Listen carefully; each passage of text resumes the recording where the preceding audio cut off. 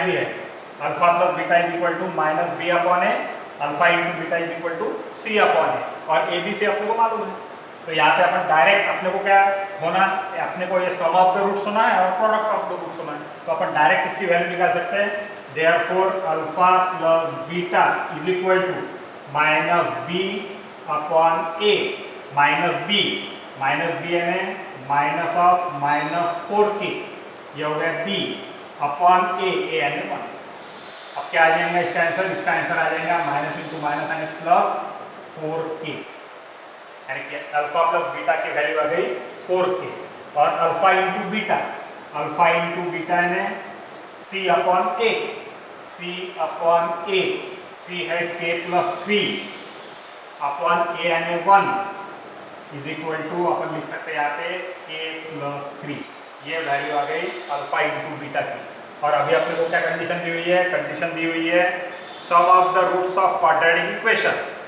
ये जो sum of the roots है alpha plus beta is equal to sum of the roots of quadratic equation is double their product is equal to 2 times their product means alpha into beta, 2 times alpha into beta. ये आपने को condition दी हुई थी, ये condition मैंने यहाँ पे लिखी, और अब इसकी वैल्यू यहाँ पे मैं पुट करता हूँ। Alpha plus beta is equal to 4k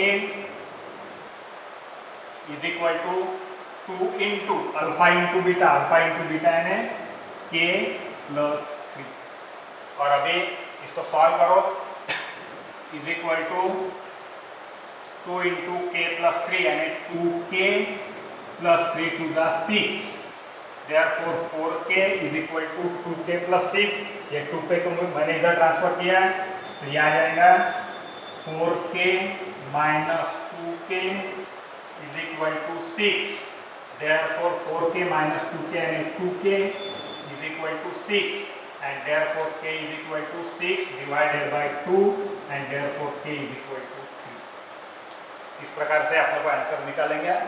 अपने को यही निकालना था, find the value of k, तो k की वैल्यू आ गई 3। तो इस प्रकार से ये एग्जांपल आप सॉल्व कर सकते हैं। क्वेश्चन 6 की मैं सिर्फ हिंट दे देता हूँ, बिल्कुल सेम इसी प्रकार प्रॉब्लम है। क्वेश्चन 6 है अपने को alpha beta are the roots of quadratic equation दिया हुआ है आपको y square minus 2y minus 7 is equal to 0। इसी प्रकार से ABC निकालना है आपको, ABC की वैल्यू आप निकाल सकते हैं। A is equal to 1, B is equal to minus 2 and C is equal to minus 7। और फिर अपने को निकालना है पहला निकालना है alpha square plus beta square.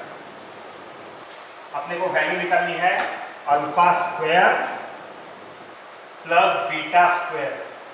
तो अपने को यहाँ पे क्या करना है, जैसे इसके पहले के एग्जांपल में अपन ने किया था, A B C की वैल्यू मैंने निकाल ली, तो ये अपन डायरेक्ट निकाल सकते हैं अल्फा प्लस बीटा की वैल्यू माइनस बी अपॉन ए, ये फॉर्मूले से।